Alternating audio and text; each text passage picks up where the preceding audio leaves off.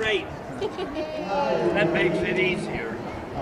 This is my friend and partner, Terry Dugas, in the publishing end of POW Entertainment, but he's even more than publishing. He'll tell you about it. Thank you. I like that Stan is introducing me. Me introducing Stan.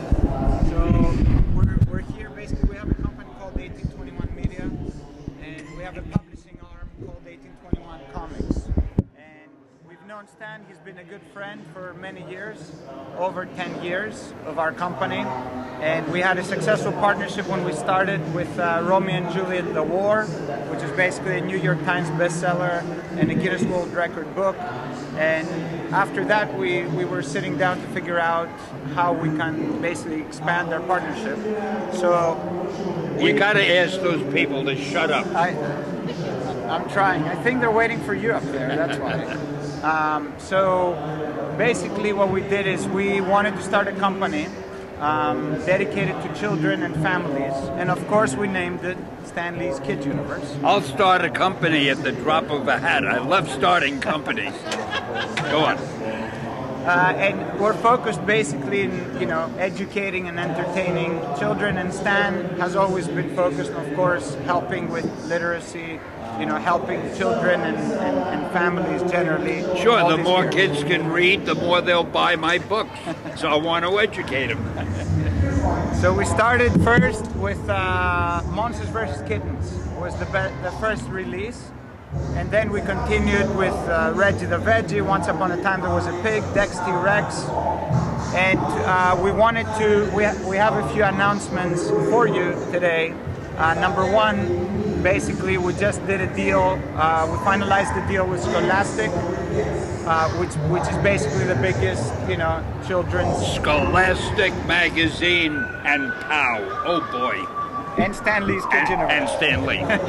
We like to name the company after you, that way we put it everywhere. Go ahead. So Monsters vs. Kittens will come out in their Firefly Club in March, and basically we'll continue also in the next one in next fall, 2016. So we're very proud to be in business with Scholastic now, because it's reaching all the kids and all the schools and everything, the 800-pound gorilla in the industry, of course. And we're hoping to continue that partnership with the rest of our books. Other than that, we wanted to present to you guys basically our next release for 2016, which is going to be in the US. And of course, these books go, so they're soft covers, hard covers, digital releases, and of course we're going to translate them in many languages. Are you ready? For the translation. Luckily, I speak a lot of different languages. So, you want to show them the new book? The new book is called, you tell them. All right. B is for Blobfish. Now tell about the book. So here's what this is. We basically, all of us, we watch all these, channels, you watch all these documentaries, all these super famous animals, right? You watch all the shark and the alligators and the tigers and I the spend all lions. my time watching alligators. I had no time for anything else. And basically this book is an alphabet book that describes that it's about the unusual and unloved animals. So these are the underdogs of the animal kingdom. And we are a company that embraces the underdog. These stories will tear your hearts out. I like how you jump in there. Well, it's very emotional for me. I can't be quiet. You should have been a comedian. Come on, we got to put him on the late night shows.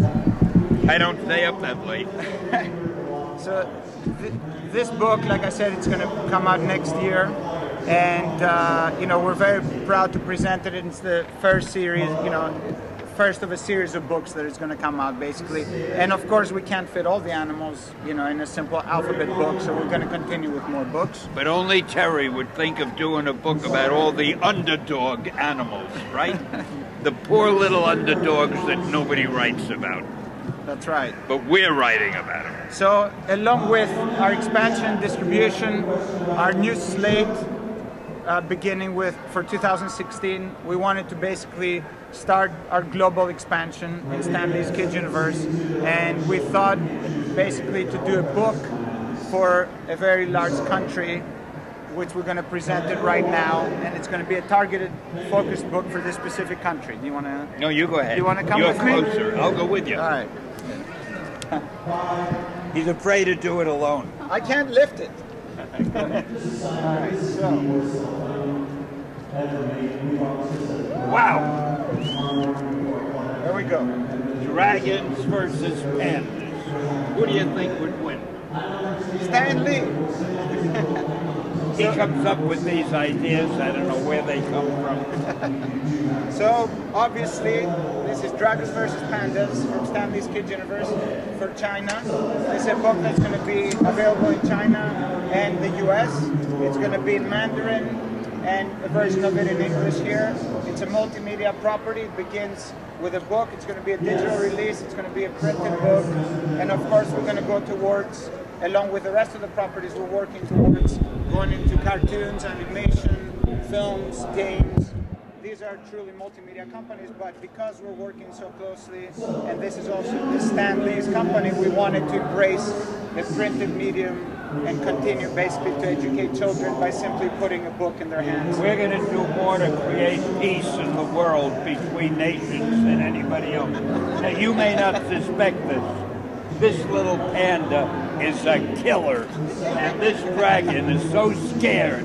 But you got to read the story to get it all. Thank you. So, any questions you guys have? You want to grab a seat? I'm no good at questions. Ask him the questions. I'm no good at facts. See, you were so clear they understood everything. No, there's a hand. There we go.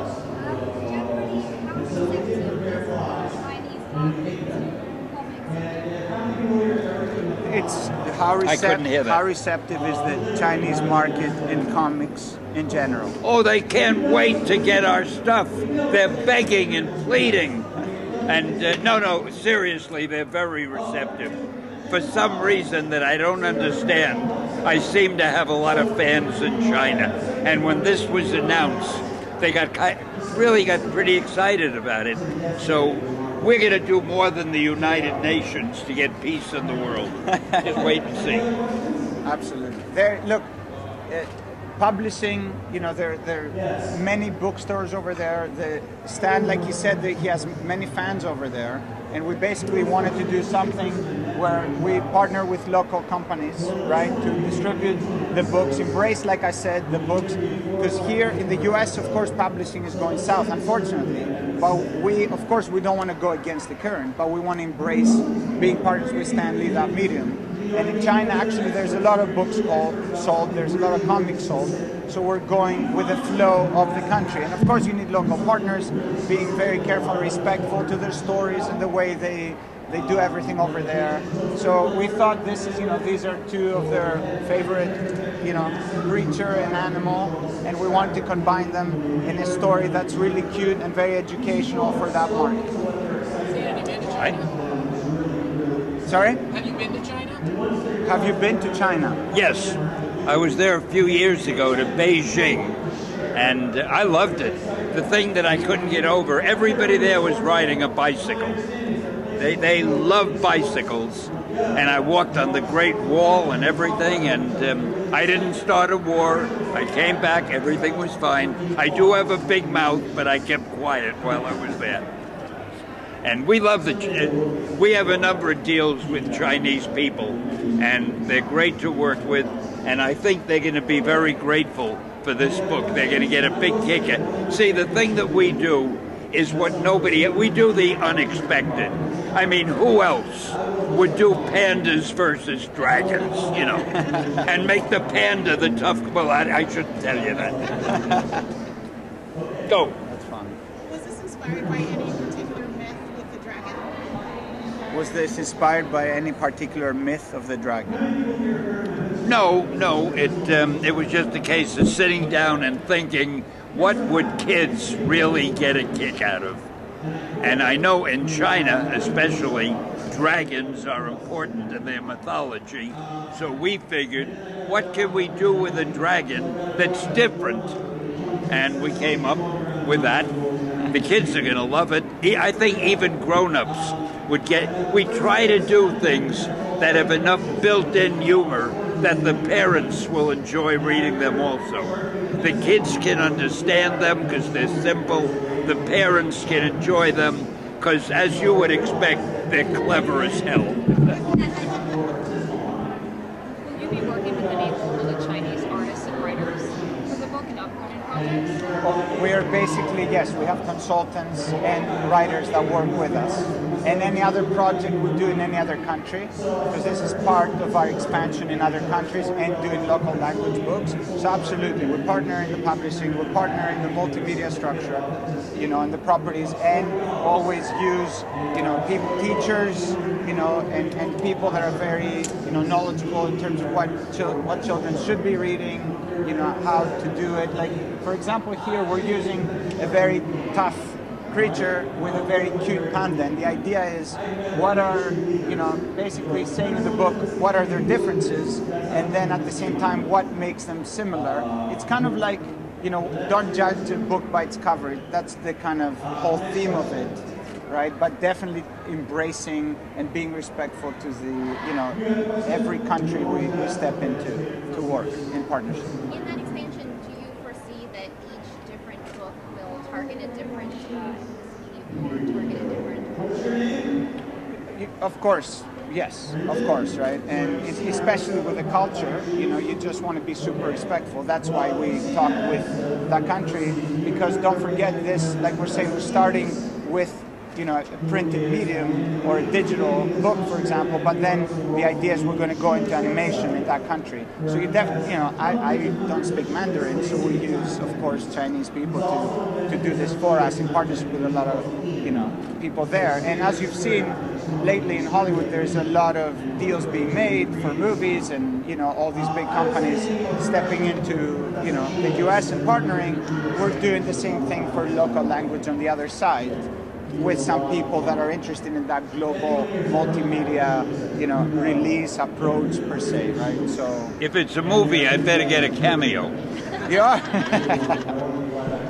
Yes. How did you two meet? Why do you guys get along so well? How did we meet, and why do we get along so well? We hate each other. He does all the talking. The girls love him because he's good looking, and they just keep me around. Why do you keep me around? I haven't figured that out yet. I am a slave to Stanley. No, he's great to work with. He does all the work. I take the credit. You couldn't have a better arrangement.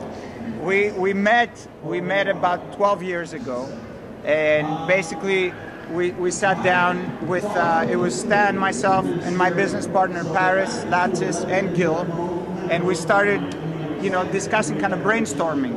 So we came up with a few ideas in the room, and then I kept on, you know, bothering the legend, you know, by calling and emailing all the time. Couldn't get rid of him. Really, that's the way. And then we just kind of hit it off creatively. And at the time, we were setting up a bunch of movies at the studios, because we have a producerial and financing entity that we you know, produce movies and television. So we kind of came up with the idea in one of those meetings to do the Romeo and Juliet retelling. And because we at the time, because publishing was going south, you know, we couldn't find, you know, the best deal for the book to be published. So we were forced to become a publisher, and that's a very difficult road to travel in. But Stan wrote letters to all the distributors, to, you know, all these companies to distribute the comics to bookstores and digital platforms. And then we started the best part about it. Which one? The best part about what happened to Romeo and Juliet. Well, not yet. Okay, yes. Next time we get together, we have a great announcement to make about that too. Yes, basically we're going to talk about Romeo and Juliet soon. And the idea is, honestly, it was very difficult for Paris and I in the beginning.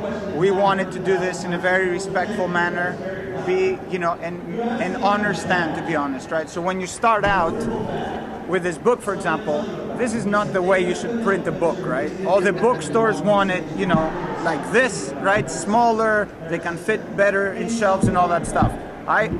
Paris and I wanted to make sure you're super proud of, you know, the characters, the stories, and also, you know, being proud of Stan holding this and presenting it to the world, right? So that's how this company started, and we definitely want to make sure, you know, we add to Stan's name with all the amazing things he's done.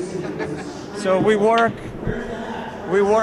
you know, endless hours to do it properly, and I hope people enjoy it, and families really, and the kids, you know, love these characters. That was very nice. You said that beautifully. I've been telling you you're lousy at these panels, but you're doing better. You're getting better. So, and by the way, this is like every 2-3 weeks we sit down, we brainstorm. You know, Stan literally writes the ideas down. They steal all my ideas. We keep them in a folder. You know, it's kind of like our library to pick from, and the best ones we hire artists and writers, and we, you know, present the button and pay them as little as possible. So sorry. All good. All good. You're the man. Any other? Go ahead. Are these books going to be translated into Spanish? Absolutely, yes. Our idea is slowly to put these properties, you know, translate them, but also create specific books for the Spanish market. Oh, absolutely. We're very big in Latino things. Can't tell you what they are yet, but we're working on them. Yes. Do you speak Spanish, Stan? Do you speak Spanish, Stan? Un poco. Is that right? I don't know. Sí. I studied it in high school, but that was many years ago. Go ahead. I love the way it looks. How did you guys decide to make it a little bit more rounder and not anime looking or sort of like the modern looking comics and children's books that I see nowadays? How did we decide to make it? She loves that it's a little rounder, it's a little bit different from the comics right now and everything that's out there. Why are we trying to do things different than what's being done? Because I've always tried to do things that were different. When I did superheroes, I tried to make them different than what had already been done. And if we're just going to do books that everybody else does, why even bother? The important thing is, say to yourself, what doesn't the market have that people would enjoy? It's not easy to come up with the answer, but if you do come up with the answer, nobody has ever done anything like dragons versus whatever the hell that is. Pandas. And we've got others. What are the others we have that are like that? We're not going to tell them. Not yet. Oh, we have. Oh, yes. No, but for example, that's the idea for Beast for Blockfish, right? It's different style.